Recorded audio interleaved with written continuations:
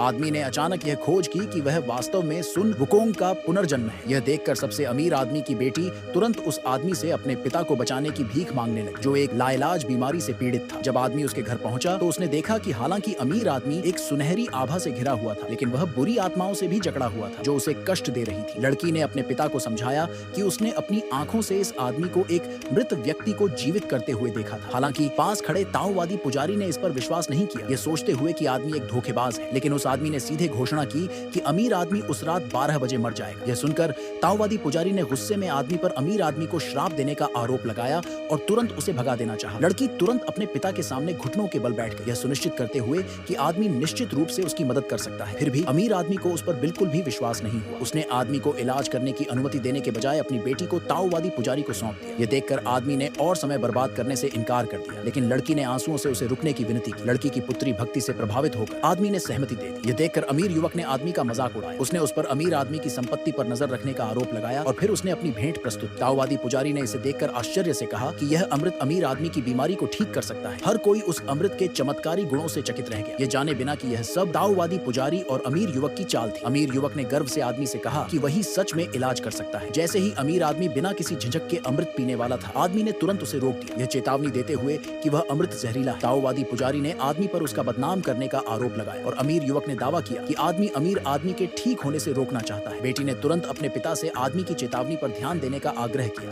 लेकिन अमीर आदमी ने बिना हिचकिचाए अमृत पी लिया। अगले ही पल उसे महसूस हुआ कि उसकी बीमारी गायब हो गई है। हर कोई अमीर आदमी को उसके ठीक होने पर बधाई देने लगा, लेकिन अचानक अमीर आदमी गिर पड़ा। लड़की घबरा कर आगे दौड़ी। अमीर युवक और ताओवादी पुजारी अंदर ही अंदर खुश हो रहे थे। उनकी योजना सफल हो गई थी। उन्होंने तुरंत अमीर आदमी की संपत्ति पर कब्जा करने की तैयारी कर ली। लड़की ने आखिरकार उनकी असली सूरत देख ली और घुटनों के बल बैठ गई। हर कोई आदमी के सामने झुक गया, बार बार सिर झुकाकर उससे उसके पिता को बचाने की भीख मांगने लगा। हर किसी ने सोचा कि लड़की पागल हो गई है। अमीर युवक ने उसकी उम्मीदों को पूरी तरह से तोड़ने की कोशिश की, लेकिन आदमी ने एक ही हथेली के वार से सभी अंगरक्षकों को आसानी से गिरा दिया। उसने लड़की की मदद करने और उसके पिता को पुनर्जीवित करने के लिए सहमति। ताओवादी पुजारी ने घमंड से घोषणा की कि अमीर आदमी पहले ही मर चुका है और कोई भी मृतकों को जीवन में वापस नहीं ला सकता। लेकिन अगले ही पल आदमी ने मृत्यु देवता को बुला लिया। हर कोई उस अपार शक्ति से अभिभूत हो गया, लेकिन आदमी ने शांत भाव से मृत्यु देवता को आदेश दिया कि वह अमीर आदमी की आत्मा को वापस लाए। मृत्यु देवता ने तुरंत आदेश का पालन किया। एक पल में ही अमीर आदमी को बचा लिया गया। अमीर आदमी पुनर्जीवित हो गया। भीड़ आदमी की अविश्वसनीय शक्ति देखकर स्तब्ध रह गई। अमीर युवक और ताओवादी पुजारी ने जल्दी से आदमी से क्षमा की भीख मांगी।